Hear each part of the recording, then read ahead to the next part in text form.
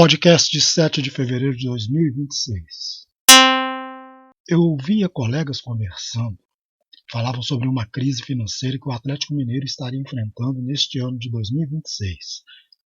Citaram a Rádio Itatiaia como fonte da informação e acusaram o ex-dirigente do Atlético, Alexandre Calil, de ter reembolsado grana absurda durante sua gestão e disseram que mecenas do Atlético, que seriam Ricardo Guimarães e Rubem Menin, estariam de relações cortadas.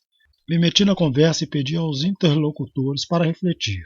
Futebol hoje em dia é corporativo. Como tal, o exercício dos clubes lembra mesmo uma empresa, que é o que eles são no futebol atual. Sendo assim, propagar burburinhos que dão boa repercussão junto ao público e mostra para os anunciantes que as fontes dos burburinhos têm audiência, funciona como recurso de arrecadação para todos os envolvidos no meio futebolístico, não só os órgãos de imprensa. Os rapazes trabalhavam enquanto falavam, portanto, não podiam atentar-se a explicações que clareiam mais a mente e permitem enxergar melhor os cenários que o marketing do futebol de SAF planta.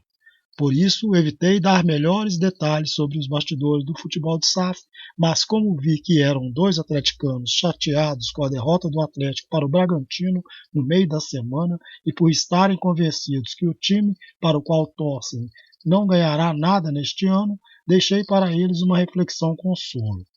Falei para eles que, na minha opinião, todo o futebol de SAF é uma mentira. Desde as notícias do que aconteceria nos bastidores ao que acontece nas quatro linhas do gramado nas partidas, não passa de planejamento visando gerir o comportamento dos torcedores, alavancar apostas que serão estrategicamente fundadas. E fazer o que eles faziam, ficar indignados com os resultados do time em campo, era tudo o que é preciso acontecer para que a corja gestora obtenha êxito em suas investidas. O certo era eles ignorarem totalmente e tocar suas vidas, relegando o futebol à importância que lhe é cabida, importância nenhuma. Mencionaram o último jogo do Cruzeiro pelo Mineiro. Então, o time teria conseguido vencer o Betim na casa do adversário por 1-0 com um gol no último minuto do jogo. Eu disse, baseando-me no que eu ouvira de outras discussões de torcedores que presenciei, se o Cruzeiro, com 6 pontos na tabela e segundo lugar em sua chave, empatasse a partida, seria muito difícil conseguir classificar-se para a semifinal. Perguntei para eles se com jogadores com salários altíssimos atuando no Campeonato Mineiro e mais as outras despesas, além da realidade de ser um campeonato pobre de equipes que só tem 2 times competitivos e capazes de gerar renda, audiência de peso para transmissões de rádio e televisão e volume de apostas, se eles achavam mesmo que o Cruzeiro ficaria fora de uma semifinal. Eles balançaram a cabeça concordando. Então, o Cruzeiro venceria obviamente o Betim.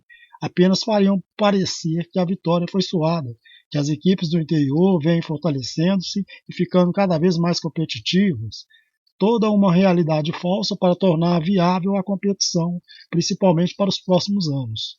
E ainda disse que na próxima rodada desenhariam a tabela de modo a explorar bastante as apostas na rodada e garantir bastante atenção e apostas para a rodada final.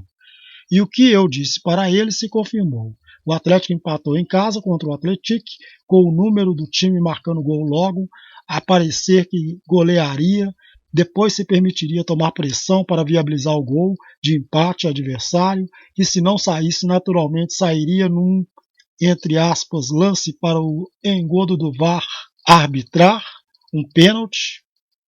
O Norte, a sensação do campeonato, jogando em casa contra o Lanterna Uberlândia, perderia seu jogo, a fim de não chegar aos 14 pontos que já tiraria um mistério sobre os semifinalistas e ainda poderia resolver desastrosamente a situação do Cruzeiro, que jogaria contra o América MG no Mineirão, precisando vencer caso o Galo vencesse, e se houvesse o mínimo de lealdade nesse engodo chamado de campeonato, a URT venceria seu jogo, mesmo fora de casa, contra o Tombense. Afinal, é coincidência demais ficar tudo ajustado para ser resolvido na última rodada, com o Atlético e ou o Cruzeiro podendo ficar de fora do grupo de semifinalistas. Mas como eu suspeito, não há mesmo integridade nessa bobagem e o RT perdeu o jogo. Então, a rodada final, para mim, formidavelmente trabalhada, ficou prodigiosamente configurada para dar bom ibope, bilheterias e apostas, com o RT e Atlético disputando o primeiro lugar do Grupo A, América e Pouso Alegre o primeiro do Grupo B, Norte e Cruzeiro o primeiro do C. A disputa pelo melhor segundo lugar para abocanhar a quarta vaga, ficando entre todos os times listados e mais o Uberlândia. Fiquei feliz com pelo menos o fato de o público na Arena MRV ter sido lastimável para a cúpula. Míseros 20.187 pagantes. Mas penso que o atleticano e o torcedor do Atlético têm que fazer mais do que isso se quiserem ser respeitados. É preciso intimidar os dirigentes dos clubes e da federação, os entes de imprensa, a comissão de arbitragem, gritando palavras de ordem nas arquibancadas, que dizem estarem cansados de número dentro de campo, de expulsões estranhas, de lances decididos por VAR e que são duvidosas de serem reais as imagens que oferecem ao público para comprovar a necessidade do mecanismo, de parecerem os jogadores quererem tomar pressão para mexer com os brios do torcedor. Tudo isso, para mim, não tem nada de natural e a sorte dessa corja que administra o futebol de SAF eu não ser tipo um investigador gabaritado pelo poder público para garantir a idoneidade do crédulo do torcedor, pois, para mim, tudo não passa de estelionato.